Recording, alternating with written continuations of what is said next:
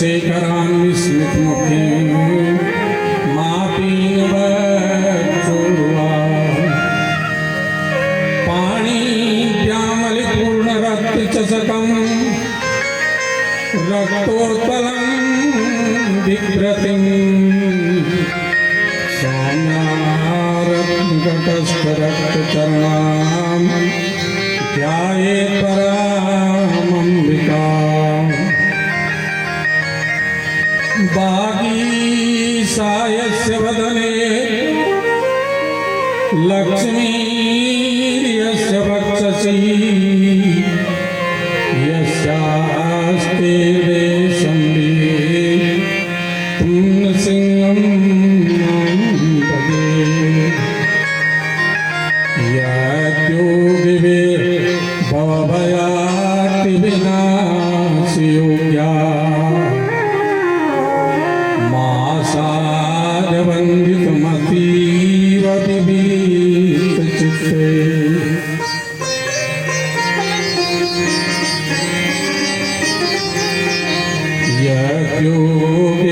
यज्ञोगिर्भवयाति विनाशयोग्या मासाद वंदितमतीव विभीत चित्ते भगवा पुनः त्वरि पाद सरोजयुग्मा मावे पवत्रमभिलङ्घितभुवस्व अतुलितबलधामं स्वर्णशैलाभदेयं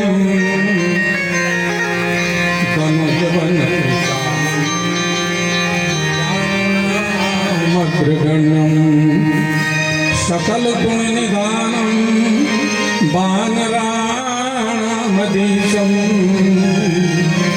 रघुपति प्रियवरतं वातजातं नमामि रघुपति प्रियवरतं वातजातं नमामि। प्रातः स्मरणीय श्री सद्गुरुदेव यज्ञ मंडप में विराजमान श्रीमद्भागवत से समस्त 33 करोड़ देवी देवता पितरगण यज्ञाहु समस्त ब्राह्मण चरण कमल कथा श्रोता महान भाव श्रद्धा स्नेहमती भक्तिमती समस्त मातृशक्ति आबाल वृद्ध वयस आज आप हम सभी यहाँ पर इस ढोंडियाल वंशवल्लरी के माध्यम से इस ढोंडियाल वंशवल्लरी के समस्त पूर्वजों के उद्धारार्थ उनकी मुक्ति की कामना विशेषतः श्री टी.आर. ढोंडियाल साहब और उनकी धर्मपत्नी स्वर्गीय श्रीमती विशंभरी देवी जी की पुण्य स्मृति में उन्हीं समस्त पुण्यात्माओं का भगवान का परम पवित्रतम गोलोक धाम वैकुंठ लोक प्राप्त हो, जिस लोक के लिए साक्षात भगवान श्री कृष्ण अपने श्रीमुख से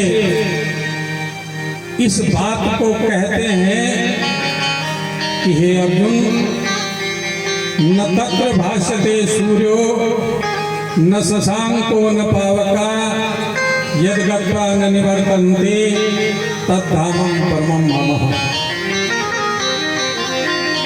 कि जहाँ सूर्य की पहुंच नहीं, सूर्य की गति नहीं, जहाँ चंद्रमा की शीतलता नहीं, जहाँ अग्नि की दाहकत्व नहीं पहुंच सकती, वहाँ गया हुआ जो जीवात्मा है यद्गत्वा न निवर्तन्ते, वहाँ गया हुआ जो जीवात्मा है जो कभी फिर वापिस नहीं होता। तद्धामम परमम मम, वही भगवान कह रहे हैं मेरा वैकुंठ लोक धाम है, जहाँ किसी भी प्रकार की कोई कुंठाएं नहीं होती हैं, जहाँ किसी भी प्रकार का किसी भी लोभ मोह मद मत्सर अज्ञानता का लेस मात्र भी जहाँ छू नहीं सकता, उस धाम को वैकुंठ लोक। विगतः कुंठा यत्र वैकुंठ तत्र कीर्तितः, जहाँ जाते ही जीवात्मा की समस्त कुंठाएं घोर मोह मद लोभ मत्सर अज्ञानता ये नाश को प्राप्त हो जाती हैं, उस धाम का नाम वैकुंठ धाम है। यद्गत्वा न निवर्तन्ते, जहाँ गया हुआ जीव फिर वापस माँ की कोख में जन्म नहीं लेते, वापस माँ की कोख में उसे आना नहीं पड़ता, यानी जहाँ गया हुआ जीव जन्म और मृत्यु के इस संसार भय से, इस चक्र से मुक्त हो जाता है, उसी का नाम वैकुंठ लोक है। उसी मृत्यु और जन्म के भय से ये स्वर्गीय दिव्य आत्माएं निसंदेह अपने सत्कर्मों से, अपने उत्तम संस्कारों से उस धाम को प्राप्त हो चुकी हैं, फिर भी उनके वंश वल्लरी के श्री हरीश ढोंडियाल जी, अजय ढोंडियाल जी, दोनों भाइयों के माध्यम से जो समस्त वंश वल्लरी के पूर्वजों के उद्धार की कामना अपनी पूज्य माता स्वर्गीय श्रीमती विशंभरी देवी जी के वार्षिक एकोदृष्ट के श्राद्ध के उपलक्ष्य, देखिए जरा समझने की बात, उपलक्ष्य उन्होंने अपनी माता को बनाया, सहारा स्वर्गीय श्रीमती विशंभरी देवी जी, वह पूज्य मासी जी बनी हुई, लेकिन मुक्ति समस्त वंश वल्लरी के पूर्वजों की चाह रही।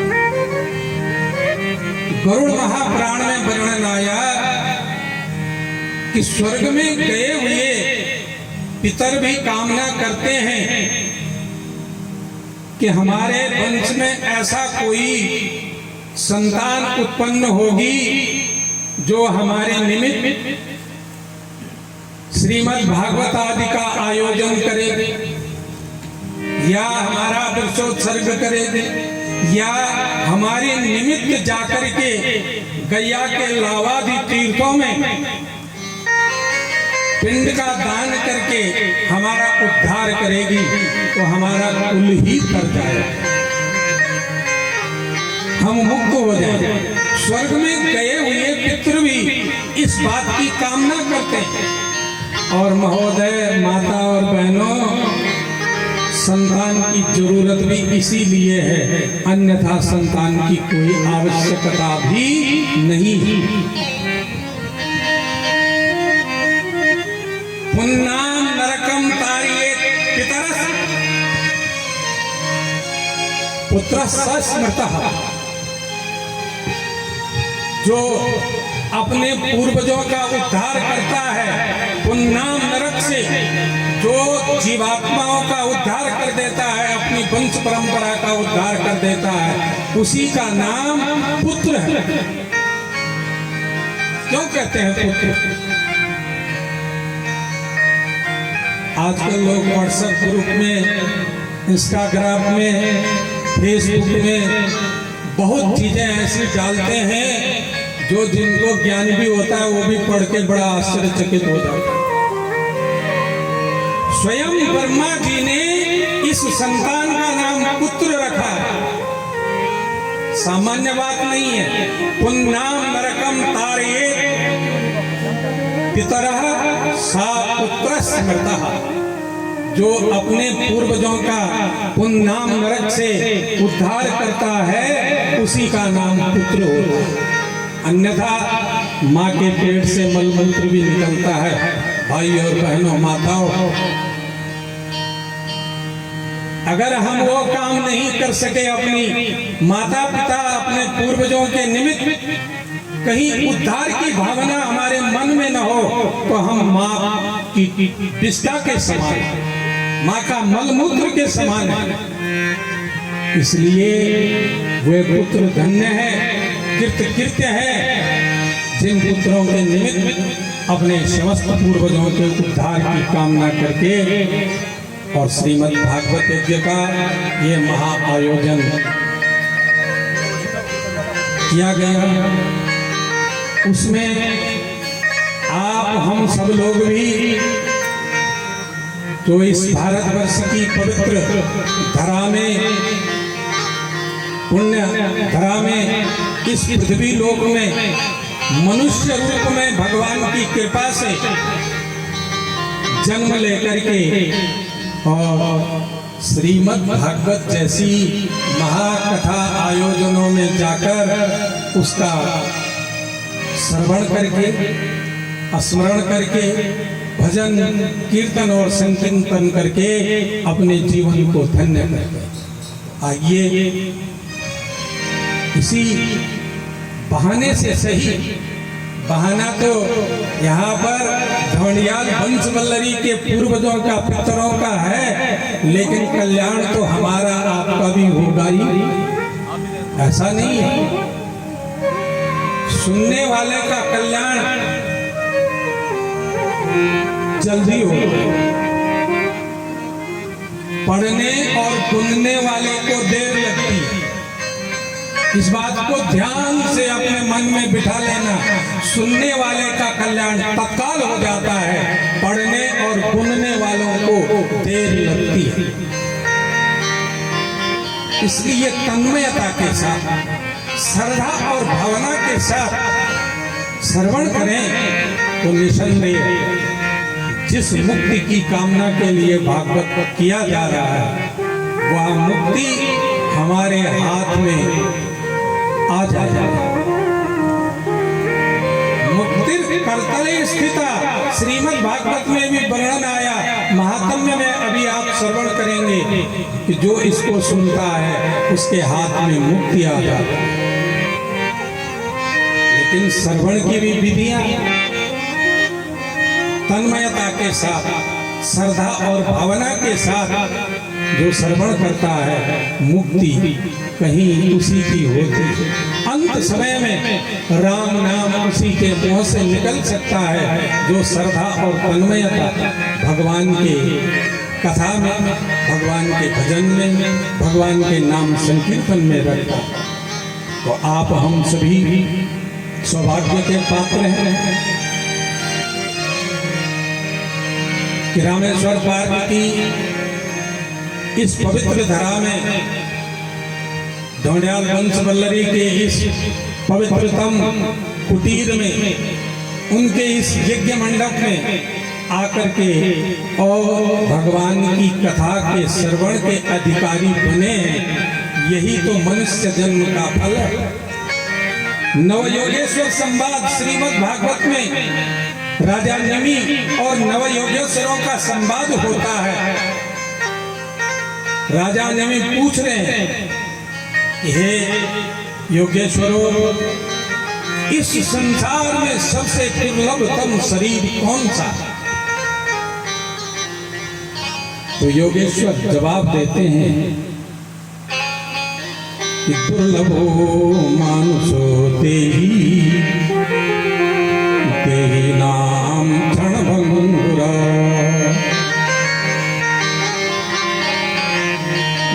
दुर्लभो मानुषो देही देहिनां क्षणभंगुरा। सबसे दुर्लभ शरीर मनुष्य शरीर है। इसको पाना इतना सरल नहीं है जितना आप हम लोग समझे बैठे हैं।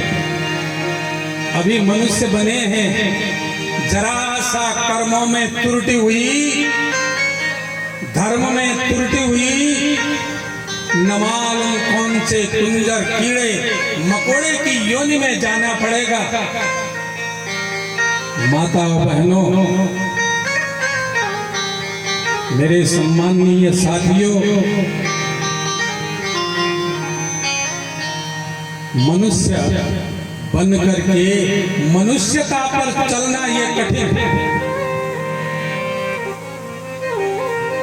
83,99,999 योनियां इस पृथ्वी मंडल में और भी रहती हैं।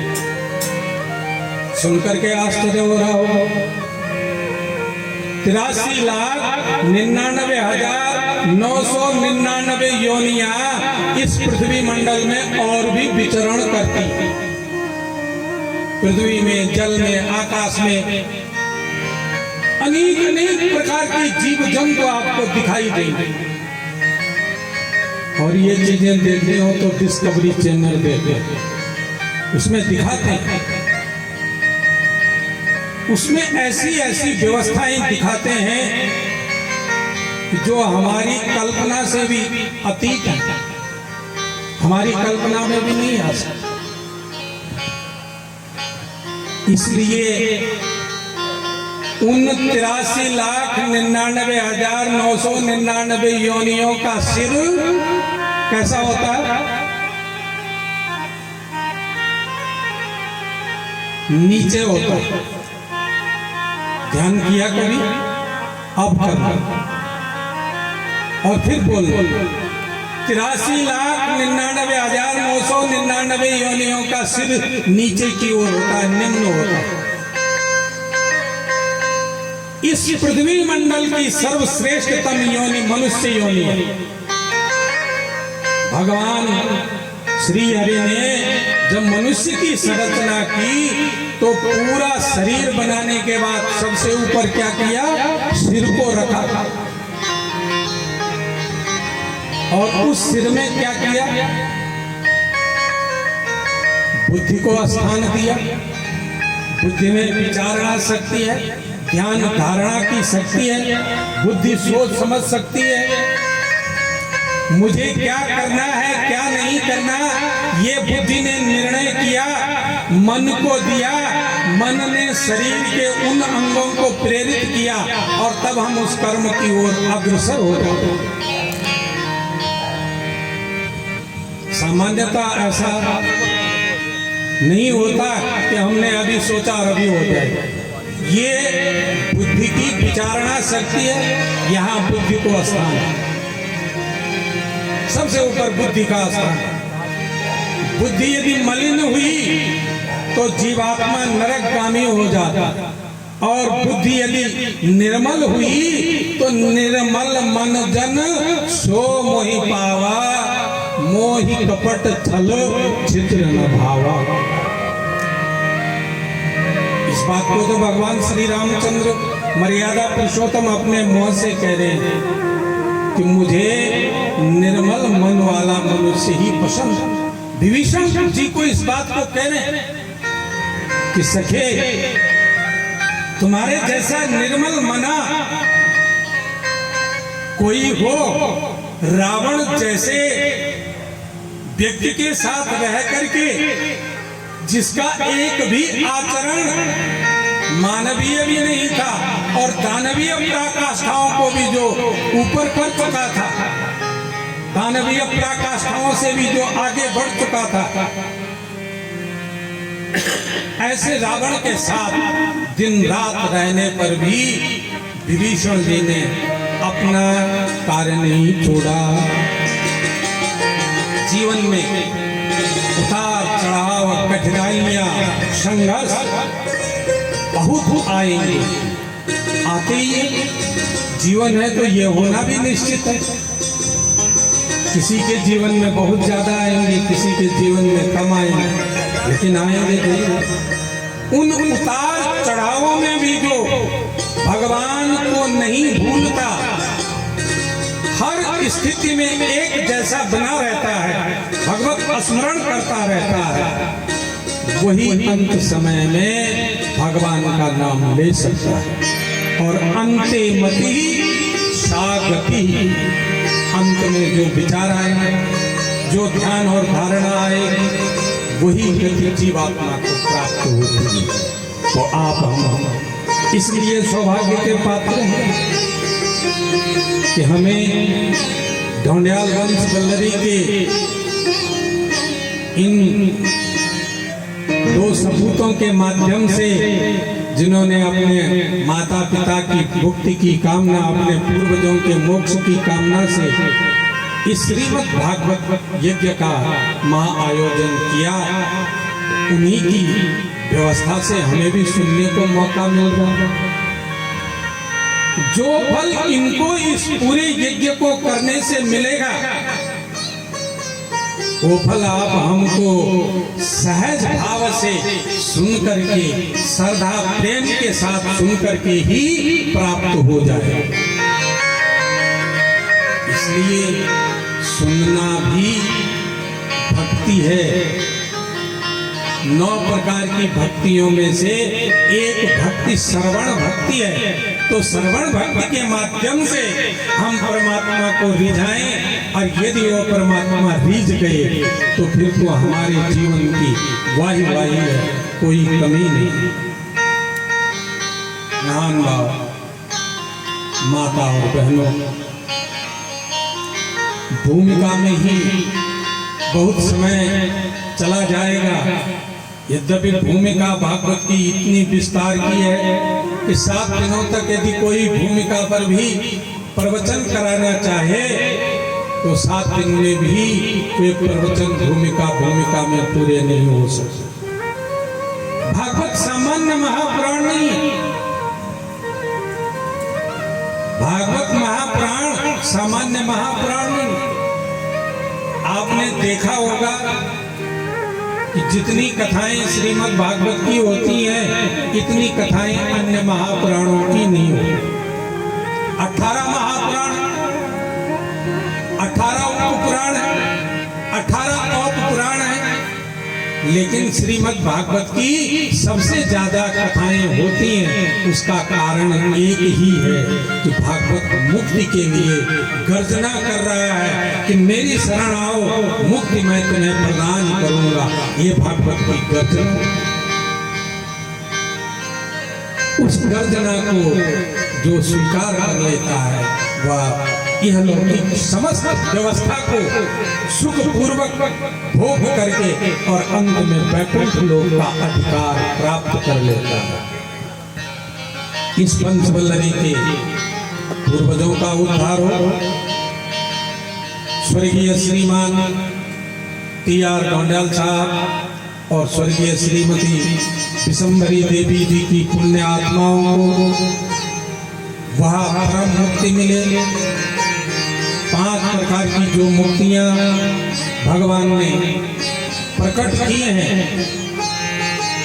वे 5 प्रकार की मुक्तियों में से एक प्रकार की मुक्ति प्राप्त करें। सालोक्य, सामीप्य, सारूप्य, सासृष्ट, सायुज्य, ये 5 प्रकार की मुक्तियां हैं कि भगवान के समान हो जाना, जैसे भगवान है वैसे ही हो जाना, भगवान में पूर्ण रूप से विलीन हो जाना। मुक्ति भी अलग अलग प्रकार की, भगवान से एक रूपता बन जाना, सारूप्य यानी जैसा भगवान का रूप वैसा जीवात्मा का रूप। अभी आप सुनेंगे भागवत में इस महात्म्य में कि महात्म्य की कथा सुनने मात्र से ही जीवात्मा मुक्त हो जाता। इसलिए वे जीव तो मुक्त हैं जिनके निमित्त यहाँ पर इस आयोजन को किया गया है, पर उनके माध्यम से हम भी अपनी मुक्ति को प्रशस्त कर सके। इन भावना से इस पंच वल्लरी के इन दो सपूतों ने ये शुभ कर्म अपने पूर्वजों के निमित्त बना करके किया, ये धन्यवाद के पात्र है। ये पूरी पंच वल्लरी धन्यवाद की पात्र है। भूमिका को आगे न बढ़ाते हुए आइए कथा में प्रविष्ट हो, क्योंकि आज पहला दिन है, देर भी बहुत ज़्यादा हो चुकी है। तो इससे पूर्व भगवान श्री हरि का स्मरण करते हुए हम आगे बढ़े। बड़े प्रेम के साथ सभी लोग बोलेंगे। पहले मैं यहाँ से बोलूँगा और ध्यान से आप लोग श्रवण करके और फिर बोलें। मेरे तो आधार सीताराम के चरणार बिंद, मेरे तो आधार सीताराम के चरणार बिंद, मेरे तो आधार सीताराम के चरणार बिंद, मेरे तो आधार सीताराम के चरणार बिंद, सीता के चरणार बिंद, राम के चरणार बिंद, सीता के चरणार बिंद, राम के चरणार बिंद, सीता के चरणार बिंद, राम के चरणार बिंद, सीता के चरणार बिंद, राम के चरणार बिंद, जीवन के आधार राधे श्याम के चरणार बिंद, जीवन के आधार राधे श्याम के चरणार बिंद, जीने के आधार राधे श्याम के चरणार बिंद, जीने के आधार राधे श्याम के चरणार बिंद, हमारे हैं आधार श्यामा श्याम के चरणार बिंद, हमारे हैं आधार श्यामा श्याम के चरणार बिंद, श्याम के चरणार बिंद, श्यामा के चरणार बिंद, श्याम के चरणार बिंद, श्यामा के चरणार बिंद, श्याम के चरणार बिंद, श्यामा के चरणार बिंद, श्याम के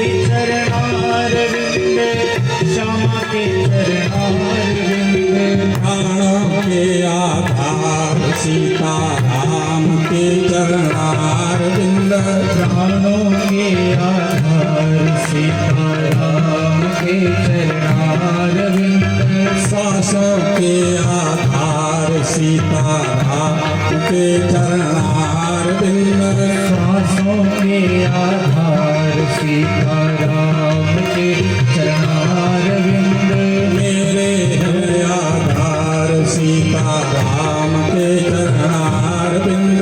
मेरे तो आधार सीताराम आइए सब लोग। चरणार बिंद, मेरे हैं आधार सीताराम के चरणार बिंद, मेरे हैं आधार सीताराम के चरणार बिंद, सबके आधार राधे श्याम के चरणार बिंद, सबके हैं आधार राधे श्याम के चरणार बिंद, सबके आधार राधे श्याम के चरणार बिंद, सबके हैं आधार राधे श्याम के चरणार बिंद, श्याम के चरणार बिंद, श्यामा के चरणार बिंद, श्याम के चरणार बिंद, श्यामा के चरणार बिंद, श्याम के चरणार बिंद, श्यामा के चरणार बिंद, श्याम के चरणार बिंद, श्यामा के चरणार बिंद, हमारे